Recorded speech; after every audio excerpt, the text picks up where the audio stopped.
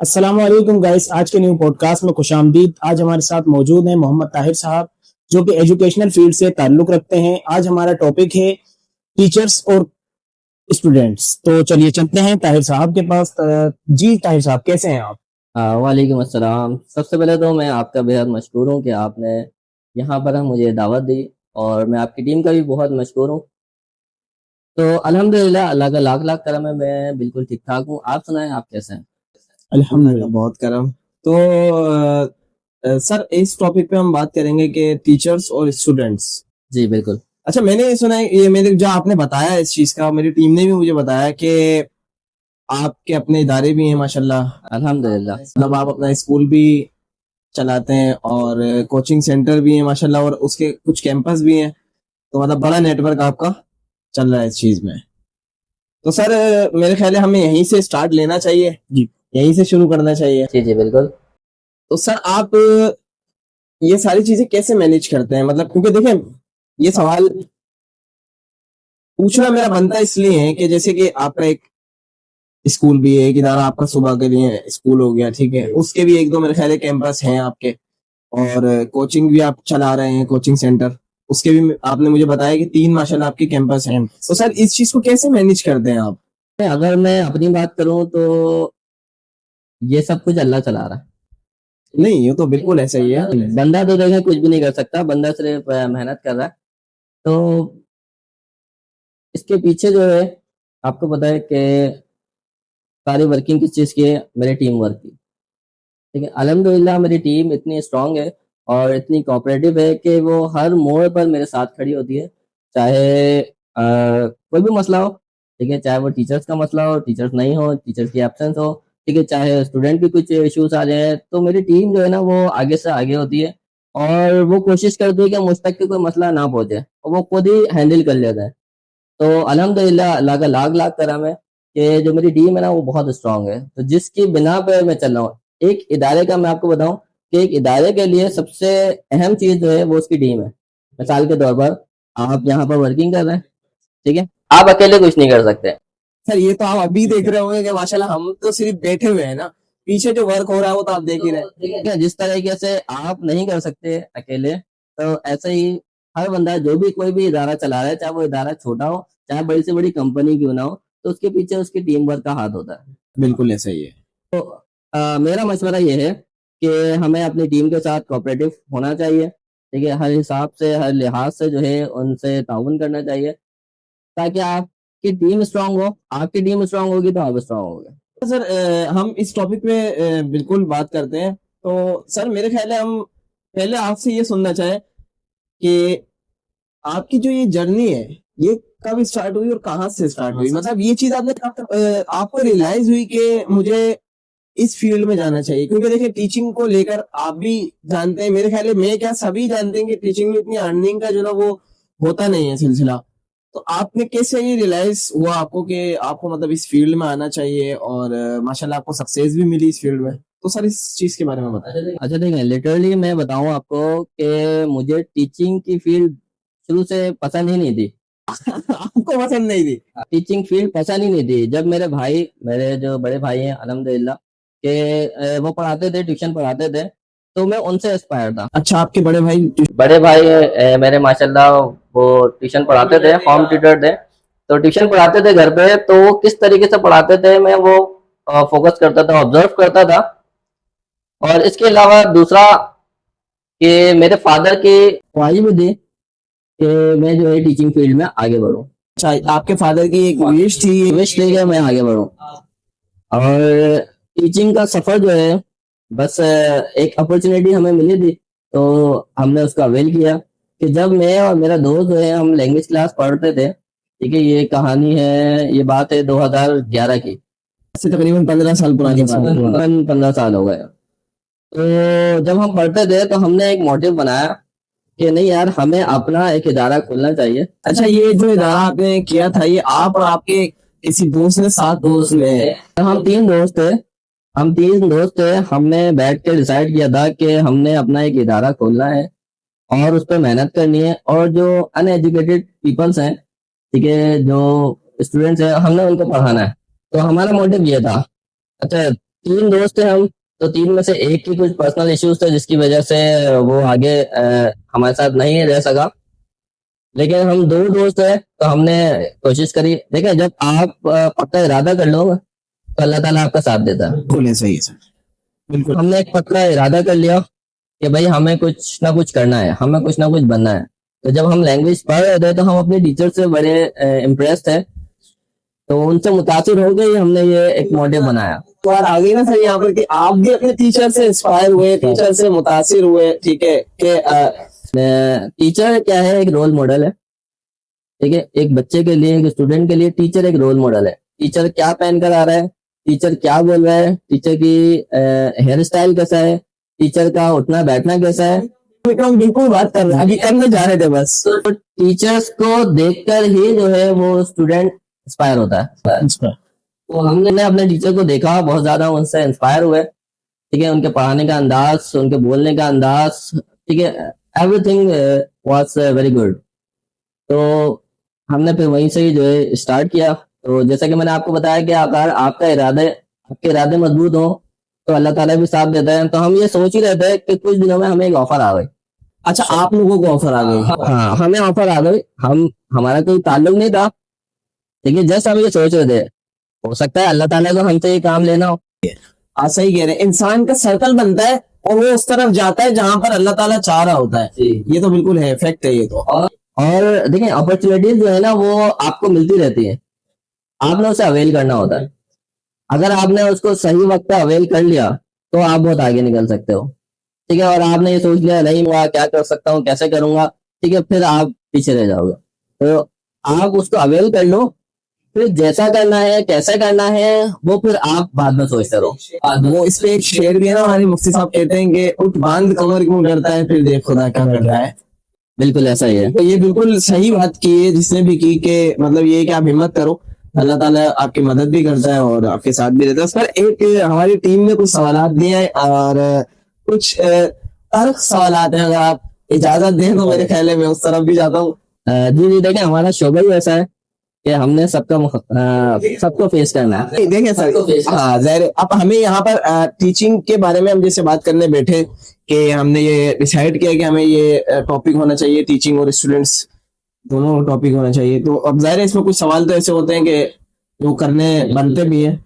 Sir, ये private इदारों को नहीं, सॉरी, इदारे नहीं कह सकते, प्राइवेट स्कूल्स को या प्राइवेट सेंटर्स को ये माफिया बोला जाता है आज के करंट दौर में।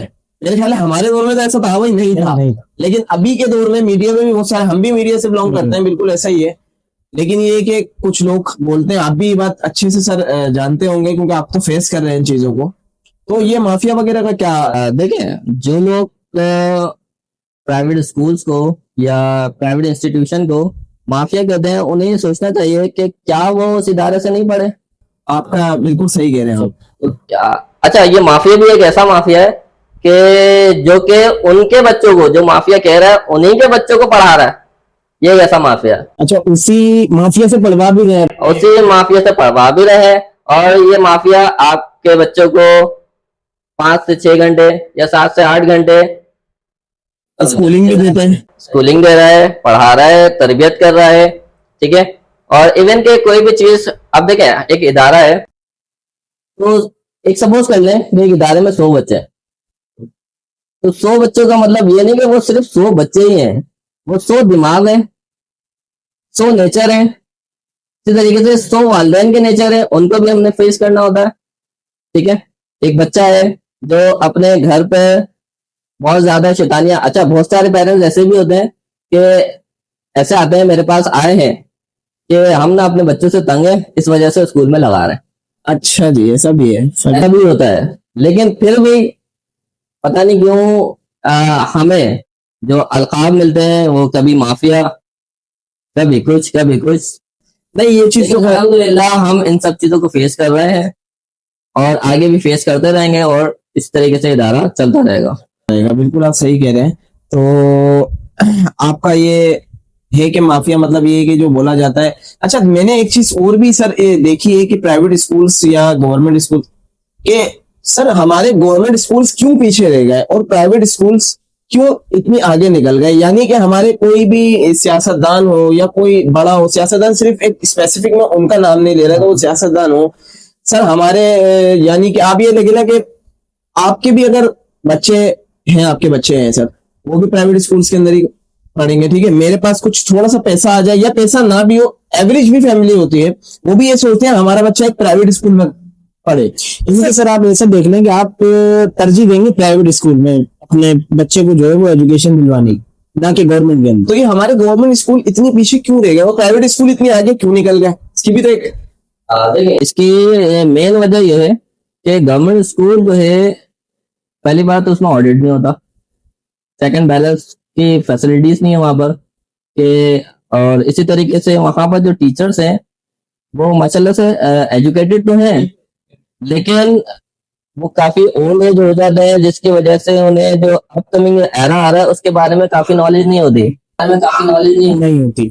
टीचर्स को आप प्राइवेट टीचर से अगर कंपेयर करें तो नो डाउट कि गवर्नमेंट टीचर्स एजुकेटेड होता है, लेकिन प्राइवेट स्कूल का जो टीचर है वो एजुकेटेड होने के साथ साथ वेल ऑर्गेनाइज भी है, ठीक है, वेल प्लानर भी है, ठीक है, हर तरीके से प्लानिंग से वो काम कर रहे होते हैं, ठीक है, प्लस के एक्टिविटी बेस्ड वर्क कर रहे हैं वो, एक्टिविटी बेस्ड। इसी वजह से जो है प्राइवेट स्कूल काफी आ गया। ऐसा ही है, गवर्नमेंट स्कूल के पास हमारी जगह भी बहुत ज्यादा है। अच्छा, मैं ये नहीं कह रहा कि गवर्नमेंट स्कूल सारे ही ऐसे हैं, लेकिन बहुत सारे गवर्नमेंट स्कूल ऐसे भी हैं जो बहुत अच्छी वर्किंग कर रहे हैं, लेकिन आप देखें ना, अगर 100 स्कूल है, 100 में से अगर 2 वर्किंग कर रहे हैं तो वो किसी गिनती में। प्रॉब्लम ये बिल्कुल आप सही कह रहे हैं। या मुझे लगता है कि पाकिस्तान के 100 में से अगर 60% प्राइवेट स्कूल कवर कर रहे हैं, प्राइवेट स्कूल, तो मैं स्कूलिंग की बात कर रहा हूँ सर, जैसे कि प्री प्राइमरी से लेकर मैट्रिक तक जो बच्चे हमारे हैं, मेरे ख्याल से 60% तो प्राइवेट ही पढ़ रहे होते हैं, ठीक है, 20-30% हमारे एनजीओ वगैरह देख रहे होते हैं, क्योंकि जो टीचर्स हैं, सॉरी, हमारे जो पेरेंट्स हैं, वो ज्यादातर ये करते हैं कि प्राइवेट स्कूल अगर वहां पर अफोर्डेबल नहीं है प्राइवेट स्कूल, तो फिर वो एनजीओ की तरफ जाते हैं, ना कि हमारे गवर्नमेंट स्कूल की तरफ जाते हैं।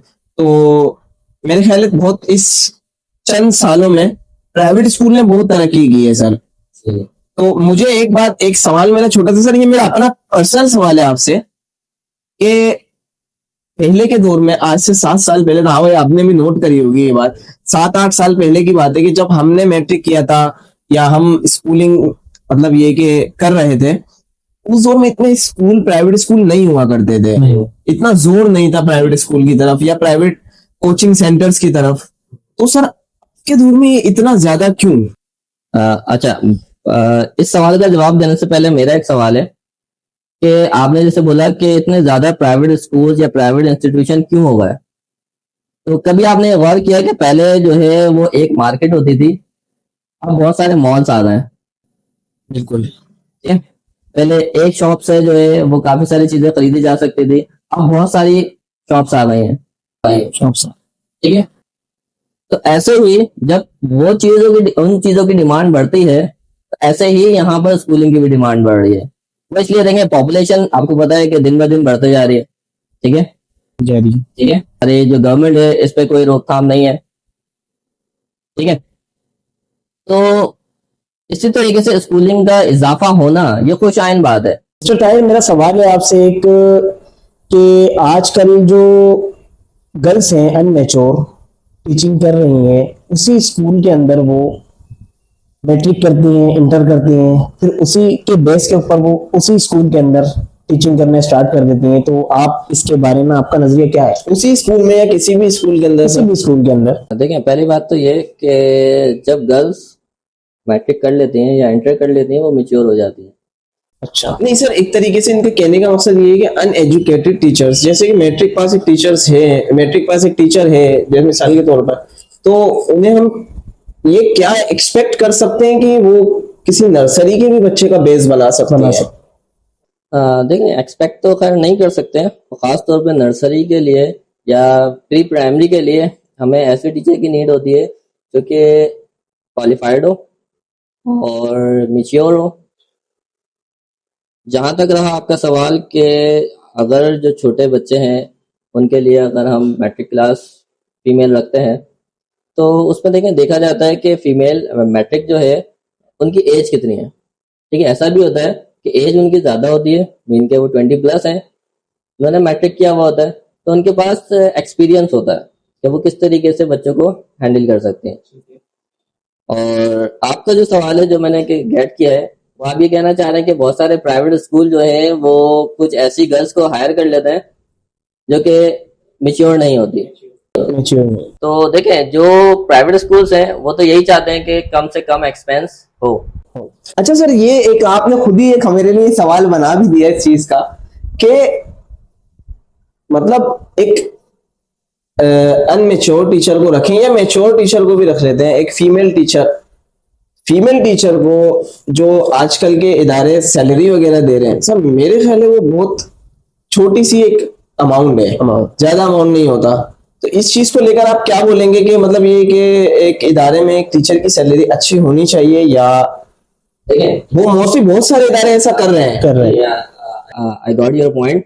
मैं ये कहना चाह रहा हूँ कि जो भी इदारे हैं ना, खासतौर पे प्राइवेट स्कूल, मैं पहले ही कह चुका हूँ कि वो चाहते हैं कि कम से कम उनका एक्सपेंस हो, चाहे वो मेरा इंस्टीट्यूट हो चाहे किसी का भी हो। मैं भी यही चाहूंगा इवन कि आपकी जो टीम है, आपका जो इदारा है, आप जो चला रहे हैं, ठीक है, पूरी टीम है, आप भी यही चाहोगे कि कम से कम सैलरी के अंदर कोई भी कैमरामैन आ जाए, ठीक है, कोई भी ग्राफिक डिजाइनर आ जाए, ठीक है, आप भी यही चाहोगे। तो हर इंस्टीट्यूट या हर इदारा या हर कंपनी यही चाहती है कम से कम सैलरी के अंदर जो है हम वर्कर को हायर कर सकें।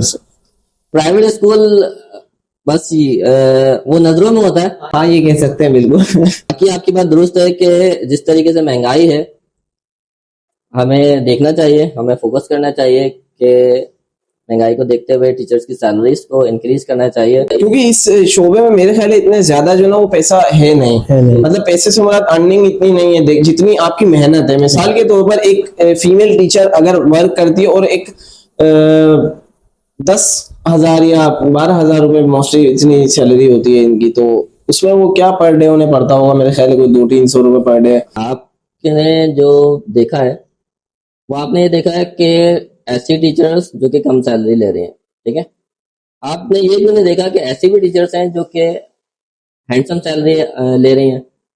ऐसे बहुत सारे हमारे प्राइवेट इंस्टीट्यूट हैं जो कि एक फीमेल टीचर को हैंडसम सैलरी दे रहे हैं, जो कि मेल टीचर भी नहीं कमा सकता। हाँ, एक अच्छी स्मार्ट सैलरी दे रहे हैं, स्मार्ट सैलरी दी जाती है। तो देखिए डिपेंड करता है इंस्टीट्यूट के ऊपर, इंस्टीट्यूट पे, एरिया पे डिपेंड करता है, एरिया के ऊपर डिपेंड करता है, ठीक है, और खास तौर पे उनकी इनकम पे देखा जाता है। रेवेन्यू होता है, उसी तरीके से जो है वो एक्सपेंस किया जाता है। टीचर जो होती होंगी तो फिर वो भी तो अपना मतलब डिमांड रखती होंगी ना सर? जी जाहिर है कि वो एक छोटी सैलरी के अंदर देखिए कोई भी आता है, कोई भी टीचर आता है तो वो लाख भी डिमांड करता है, ठीक है, अगर वो डिमांड हमारे मुताबिक होती है तो हम उसको पूरा कर देते हैं, अगर नहीं होती तो हम अपनी डिमांड रखते हैं। अगर वो रीचेबल है, अगर वो अफोर्ड कर सकते हैं हमारी डिमांड को, तो हम उसको हायर कर लेते हैं। एक सवाल और के ये भी मेरे पास लिखा हुआ है कि गर्ल्स और बॉयज, ठीक है, आजकल टीचिंग के शोबे से लड़कों का रुझान कम क्यों हो गया, या फिर मेल टीचर्स को क्यों नहीं रखा जाता? इंस्टीट्यूट मेल टीचर को फोकस नहीं देते, फीमेल टीचर को ज्यादा। हाँ ये चीज आपने भी नोट की होगी इस फील्ड में ज्यादा। जैसे डॉक्टर है सर, डॉक्टर मुझे मोस्टली लड़के भी दिखते हैं, लड़कियां भी दिखती है, मेल फीमेल दोनों ही डॉक्टर्स होते हैं हर फील्ड के अंदर, ठीक है, ऑफिस वगैरह में हर जगह पे आप देखें तो लड़के लड़कियां बराबर काम कर रहे होते हैं एक जैसा। लेकिन टीचिंग के शोबे में ज्यादातर फीमेल मतलब है, तो इसका क्या वजह है? कि देखिए इसकी दो वजह है। पहली वजह तो ये कि मेल टीचर जो है वो एक्टिविटीज नहीं करवा सकता जो एक फीमेल टीचर करवा सकती है। लाइक अगर मैं अपनी मिसाल लूं, ठीक है, मैं उस तरीके से जो रियम्स है, इनके नज़म है, वो मैं नहीं पढ़ा सकता जिस तरीके से एक फीमेल टीचर पढ़ा रही है। इनके एक्शन में नहीं कर सकता जिस तरीके से वो एक्शन कर रही है, ठीक है। तो ज्यादातर प्राइवेट स्कूल वाले यही चाहते हैं कि उनके पास फीमेल टीचर्स आए, ठीक है। दूसरी वजह ये है कि उनको कंट्रोल करना ईजी है, ठीक है, मेल को कंट्रोल करना थोड़ा सा मुश्किल है। कंट्रोल वो भी हो जाते हैं, कंट्रोल से मुराद ये है कि उनको हम कोई भी ऑर्डर दें तो वो आराम से फॉलो कर लेते हैं, ठीक है। और एक और सबसे बड़ी वजह ये है कि उनको सैलरी कम दी जाती है, ये एक बहुत बड़ी वजह है मेरे अथेंटिक रीजन दिया है आपने। सर। हाँ, देखिए, एक तो खैर ये जेन्युइन बात भी है कि अगर मैं सर आपकी साइड से बोलूं, आपकी साइड से हो रहा था, अगर मैं भी इस फील्ड से ताल्लुक रखता या मैं एक किसी इदारे को चला रहा होता, तो मेरा भी माइंडसेट यही होता कि जो एक्सपेंस अपने कवर किए जाए। और दूसरी बात सर ये कि हम अगर अपने माइंड से भी हम लोग देखें तो लड़के के पीछे पूरी फैमिली होती है, Family। ठीक है।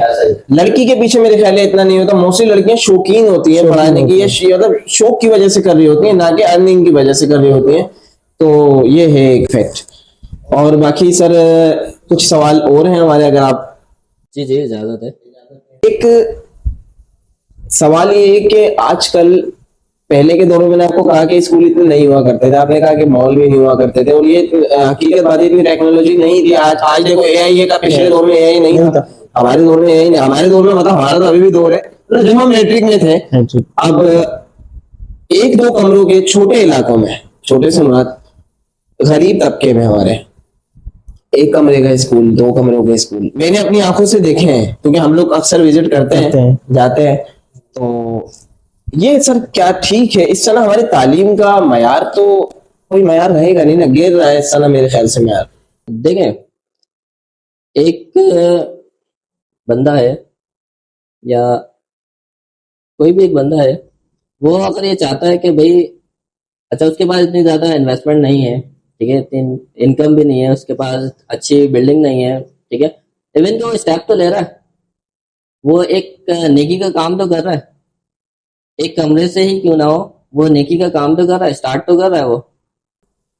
अच्छा, तो मतलब आपके नजरिए में ये ठीक चीज है? नहीं, मेरे नजरिए के मुताबिक अगर वो खास तौर पे तालीम दे रहा है, ठीक है, उसका मकसद ये है कि वो तालीम दे रहा है, तो वो बहुत अच्छा काम कर रहा है, ठीक है। वो ये नहीं सोच रहा कि भाई मुझे कोई क्या बोलेगा, मेरे पास पूरी बिल्डिंग नहीं है, ठीक है, मेरे पास वेल एजुकेटेड टीचर्स नहीं है, ठीक है, बस वो उसने एक कमरा लिया, हायर किया, कमरे को रेंट पे लिया, ठीक है, और उसके अंदर उसने स्टार्ट करी, ठीक है। देखें, सबसे मेन वजह क्या है? स्टार्ट करना। वो कहते हैं ना कि पहला कदम बहुत मुश्किल होता है।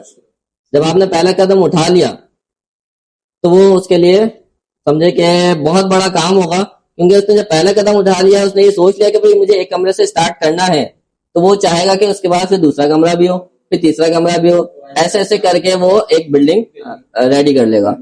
आपने स्टार्ट जब लिया था तो आपने मुझे बताया, मैंने आपकी जगह पे विजिट भी किया, माशाल्लाह आपने बहुत अच्छी जगह बनाई हुई है, बहुत अच्छा एक आपका इदारा है। जो दोनों तीनों आपने विजिट करवाए मुझे इदारे, जो हमारी मीटिंग हुई है एक दो इस सिलसिले में, पॉडकास्ट के सिलसिले में, तो माशाल्लाह मुझे वहाँ अच्छा लगा कि। तो जाहिर है सर, आपने जो स्टार्ट लिया था, जब भी आपका स्टार्ट तो ऐसा नहीं हुआ ना जैसा अभी है। देखिए, स्टार्टिंग बहुत मुश्किल होती है, कोई भी काम आप शुरू करो बहुत मुश्किल काम है, जैसे कि अभी हमें ये चैनल में मुश्किल हो रही है। ठीक है। देखिए, स्टार्ट जब हमने किया था, मैंने जैसे आपको बताया कि हमने 2012 में स्टार्ट किया, तो अल्हम्दुलिल्लाह नेक्स्ट मंथ जो है हमारे 14 इयर्स कंप्लीट हो जाएंगे माशाल्लाह। तो जब हमने स्टार्ट किया था तो हमने बहुत चीजों को फेस किया।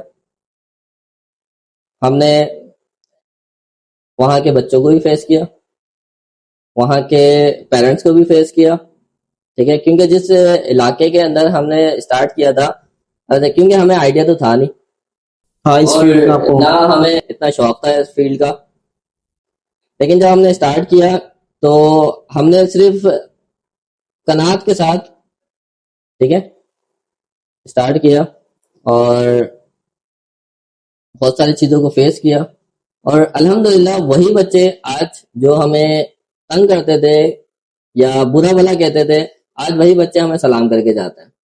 बिल्कुल, वक्त बदलता है सर। इसकी सबसे मेन वजह क्या है? आपका इखलाक। हमने कभी भी पलट के उन्हें जवाब नहीं दिया। बिल्कुल, एक टीचर का यही मेरे ख्याल में बनता भी है कि एक टीचर होने का वो ये एक अक्लमंदी का सबूत दें कि वो किसी स्टूडेंट से बहसबाजी। अब मेरे ख्याल से टीचिंग के शोबे में सब्र बहुत जरूरी है। शोबा है वो दिखने में तो बहुत हल्का है, ठीक है, हर कोई समझता है कि मैट्रिक करके टीचर बन जाएगा, ठीक है, बन भी जाते हैं। हमारे सर भी ये बात, मैं आपकी बात सर काट रहा हूँ, हमारे सर ये कहा करते थे हमें, जिनके पास हमने मैट्रिक किया सर, कि हमें यही रह जाना है, आप लोगों ने, किसी ने डॉक्टर बन जाना है, किसी ने इंजीनियर बन जाना है, किसी ने पायलट बन जाना है, ठीक है। एक टीचर उसी जगह रहता है, उसी क्लास को पढ़ा रहा होता है जिस क्लास को वो पढ़ाते हैं, लेकिन एक स्टूडेंट उन्हीं के पढ़ाया हुआ स्टूडेंट को डॉक्टर भी बन जाता है, वो इंजीनियर, तो बड़ी समझदारी वाली बात है। एक टीचर क्या है, एक टीचर एक रास्ता है जो कि आपको मंजिल तक पहुंचाता है। वो रास्ता वहीं का वहीं रह जाता है, लेकिन एक स्टूडेंट को वो मंजिल तक के पहुंचा देता है। सही है। और मैं ये कहना चाहूंगा कि टीचर का शोबा इतना आसान नहीं है। बिल्कुल। आप किसी भी इदारे में काम करो, मीन कि आप किसी कंपनी में काम कर रहे हो, वहां पर आपको पता है कि आपकी ड्यूटी टाइमिंग भाई सुबह 8 से शाम 6 बजे तक के है। उसके बाद आपने कंपनी का कोई भी काम नहीं करना है, ठीक है। बिल्कुल। लेकिन टीचर का शोबा एक ऐसा है कि आपका जो माइंड है वो 24 आवर्स काम करेगा, ठीक है। कैसे? देखिए, आप सुबह उठेंगे तो जाहिर है 1-2-1.5 घंटा पहले ही उठोगे आप, ठीक है। आप स्कूल गए, स्कूल में आपने 6-7 घंटे लगाए, ठीक है। जब आप वापस आए, वापस आने के बाद आपने फिर पढ़ाना है, ठीक है। आपके पास ट्यूशन के बच्चे आ गए, आपने उन्हें पढ़ाना है, वो चले गए, आपने फिर नेक्स्ट डे की प्लानिंग करनी है। फिर इसी दौरान अगर किसी पेरेंट्स की कॉल आ जाए, आपने उन्हें भी गाइड करना है। सही। किसी बच्चे की कॉल आ जाए, आपने उन्हें भी जो है वो रिप्लाई देना है। और उसके साथ साथ अपनी टीम के भी मसाइल को हल फिर करना किसी है। इदारे का मसला हो, ठीक है, आपने उस इदारे को भी जवाब देना है। फिर नेक्स्ट डे की आपने प्लानिंग भी करनी है। सही। तो टीचर जो है वो 24 आवर्स वर्किंग में रहता है। सर सॉरी टू से कि फैमिली मैनेजमेंट कहाँ गई इसके अंदर, फैमिली टाइम कहाँ गया, बस ये कुर्बानी है। फैमिली टाइम कहाँ गया? नहीं तो खैर, ये एक सर ने बताया कि टीचिंग का शोबा थोड़ा सा मुश्किल है, टाइम मैनेजमेंट थोड़ी मुश्किल है टीचिंग में, और मेरे ख्याल में सर आपके लिए तो ज्यादा मुश्किल है। सिर्फ एक टीचर होना बहुत आसान, ज्यादा मुश्किल नहीं है, लेकिन एक इदारा चलाना वो मेरे ख्याल में ज्यादा टफ है थोड़ा सा, एक टीचर होने के मुकाबले। आपको अपनी पर्सनल बात बताऊं कि मुझे रात में भी अगर मैं सो रहा होता हूँ ना तो कॉल आ जाती है कि सर ये मसला है, ये मसला है। या अगर अचानक से कोई हॉलीडे आ जाए, अचानक से कभी छुट्टी है, छुट्टी का ऐलान हो जाता है, तो उसको भी मुझे फेस करना है, मुझे जागते रहना है, ठीक है। हर बच्चे को इन्फॉर्म करना है, ठीक है। तो रात रात तक के भी कॉल आ रही होती है। इवन के मेरी वाइफ कह रही होती है कि भाई स्कूल बंद हो गया। इवन को कभी ऐसा होता है कि मेरे मोबाइल को वो तो सर एक और सवाल भी ये था कि हम स्टूडेंट्स को एक क्या सबक दें कि टीचर और स्टूडेंट के बीच में ऐसा जो ऐसी बॉन्डिंग होनी, कैसी बॉन्डिंग होनी चाहिए जो टीचर उस स्टूडेंट को या उन स्टूडेंट्स को याद रखें। तो क्या सबक देंगे आप एक स्टूडेंट को कि कैसा नेचर होना चाहिए टीचर के साथ उनका? देखें, सबसे पहले तो नेचर टीचर का फ्रेंडली हो, ठीक है। फ्रेंडली से मुराद ये नहीं कि वो बहुत ज्यादा उसके साथ घुल मिल जाए कि वो आपकी बात ही ना माने, बिल्कुल, ठीक है। मतलब आप इतने फ्रेंडली हो कि आप अपनी 70% बात मनवा सको। 30% चलो आपने उनकी सुन ली, कम से कम आप 70% तो मनवाओ, ठीक है। तो पहली बात तो ये हो गई। दूसरी बात कि आपने अपना गेटअप, जैसे मैंने स्टार्टिंग में कहा कि अपने आप को आपने ऐसा रोल मॉडल बनाना है कि बच्चा आपसे मानूस हो, ठीक है। बच्चा आपको फोकस करे, ठीक है। बच्चा जाके घर पे बताए कि आज मेरी टीचर ये पहन के आई थी, आज मेरी टीचर ने ये किया था, आज मेरी टीचर ने मुझे ये बताया, ठीक है। तो आप ये किस तरीके से कर सकते हो? ये जब कर सकते हो जब आपका इखलाक अच्छा होगा। मैं एक और चीज ऐड करना चाहूंगा कि इस फील्ड के अंदर मेरे बहन भाइयों का भी बहुत बड़ा किरदार है। वो फिजिकली तो मेरे साथ नहीं है, लेकिन बाय प्रेस वो मेरे साथ है। जी सर, बहन भाई तो बिल्कुल ऐसा ही है कि वो तो सबके ही ऐसे होते हैं कि सपोर्ट करते हैं और दुआ भी करते हैं। तो अच्छा सर, एक सवाल मेरा और था जो मैं रह गया था, मैं फिर एंड की तरफ जाऊंगा। एक सवाल ये था कि सर आप ये कैसे मैनेज करते हैं कि एक पेरेंट्स आपके पास आते हैं और ये कहते हैं कि हमारे बच्चे को थोड़ा सा स्पेशल ट्रीटमेंट चाहिए। मैंने देखा है कि मोस्टली पेरेंट्स ऐसा चाहते हैं, थोड़ा सा पैसा अगर जिनके पास होता है। और एक इसी में एक सवाल और भी कि सर मिसाल के तौर पर आपने मुझे बताया कि आप उन बच्चों को भी सपोर्ट करते हैं जो अफोर्ड नहीं कर सकते हैं, तो सर जो अफोर्ड नहीं कर सकते उन्हें आप तालीम देते हैं, जो अफोर्ड कर सकते हैं उन्हें आप तालीम देते हैं, क्या इन दोनों में कोई डिफरेंस होता है? मतलब उन्हें भी उसी टीचर से तालीम दिलवाते हैं, या जैसे कि जो 1,000 रुपए फीस देते हैं या जो 10,000 रुपए फीस देते हैं, क्या उन दोनों को साथ बिठाकर पढ़ाया जाता है या उन दोनों को अलग अलग पढ़ाया जाता है? हमारा जो इदारा है उसके अंदर सब बराबर है, ठीक है। उसमें ऐसे भी बच्चे बैठे हुए होते हैं जो कि फीस नहीं दे रहे होते हैं, ठीक है, वो हिडन होता है। और ऐसे ही बच्चे जो कम फीस दे रहे होते हैं डिस्काउंट के साथ, और कुछ ऐसे भी होते हैं जो पूरी फीस दे रहे होते हैं, जो अफोर्ड कर सकते हैं, Afford कर इनके सकते हैं आराम से, तो वो पूरी फीस दे रहे हैं, तो वो भी उसी क्लास में बैठे होते हैं, वो उनको भी वही टीचर पढ़ा रहा होता है। बिल्कुल। इसमें हमारे पास कोई फर्क नहीं है। यानी कि सेम सेम ट्रीटमेंट है। तो अगर आपसे मतलब ये कि कोई हमारे ऑडियंस में से या हमें देखने वालों में से आपके इदारे में कोई पढ़ना चाहे, तो आप अपने इदारे का नाम, अपने स्कूल का नाम या अपने इदारे का नाम बता सकते हैं। आपका नंबर वैसे मैं स्क्रीन पे दे दूंगा एडिटर को अपने, इंशाल्लाह आपसे जो भी मतलब ये कि जो भी सर से जुड़ना चाहे या सर से राब्ता करना चाहे वो नंबर पे राब्ता कर सकता है, और इंशाल्लाह आपको सर के असिस्टेंट या सर अच्छी तरह गाइड कर देंगे। पहले मैं आपको एक फेवर दे देता हूँ कि जो भी आपकी टीम की तरफ से बंदा आता है, ठीक है, कोई भी स्टूडेंट आता है आपका नाम लेता है, ठीक है, तो उसको हम 20 to 30% डिस्काउंट देंगे। अच्छा, ये आपने हमें इज्जत दी है। इज्जत। अच्छा, ये चीज हमारी ये चीज मैं आपको ये भी बता दूं सब तमाम ऑडियंस को या देखने वालों को कि ये हमारी डील वगैरह नहीं थी कोई, ये अभी ऑन द स्पॉट आई है बात और बस हो गई। जी, इसमें डील का कोई सेटअप नहीं है। हाँ, मैं अपने इदारे का नाम बता देता हूँ। स्कूल का नाम है एवरग्रीन पब्लिक, एवरग्रीन पब्लिक, जो कि कोरंगी नंबर 3 पर मौजूद है, ठीक है। और अल्हम्दुलिल्लाह मुझे उसे रन करते हुए 5 इयर्स होने वाले हैं। कोविड-19 से पहले हमने स्टार्ट किया था, लेकिन कुछ वजूहात की वजह से ज़ाहिर है प्राइवेट स्कूल काफ़ी बैक चले गए थे। सही है सर। तो हम भी ज़ाहिर है, हमने भी नया नया स्टार्ट किया था, तो हम भी बहुत ज़्यादा बैक हो गए थे, लेकिन हमने एक स्टैंड लिया, ठीक है, और अल्लाह ताला ने साथ दिया और आप लोगों की दुआएं रही, तो हमने बहुत आगे इसको करने की कोशिश करी। बिल्कुल, ठीक है, मैं अपने इदारे का नाम बता देता हूँ, ठीक है। इदारे का नाम एवरग्रीन पब्लिक स्कूल, ठीक है, कोरंगी नंबर 3 पर है, और इसका एक और कैंपस कोरंगी 6 पर है। और सर कोचिंग वगैरह जो आपके 3 माशाल्लाह कैंपस हैं। जी, एंग्लोफाइल सेंटर के नाम से हमारे 3 कैंपसेस चल रहे हैं, ठीक है। एक जो है लांडी में, 2 जो है हमारे कोरंगी 6 पर मौजूद है। अच्छा, कोरंगी 6 पर ही आपके तो 2 कैंपसेस हैं, ठीक है। एक मेन कैंपस है और कैंपस 3 यहाँ पर है, और कैंपस 2 जो है वो लांडी 1 नंबर पे, वहीं पे मेरी रिहाइश है। अच्छा, आपकी कैंपस 2 में रिहाइश है, 2 की तरफ रिहाइश है।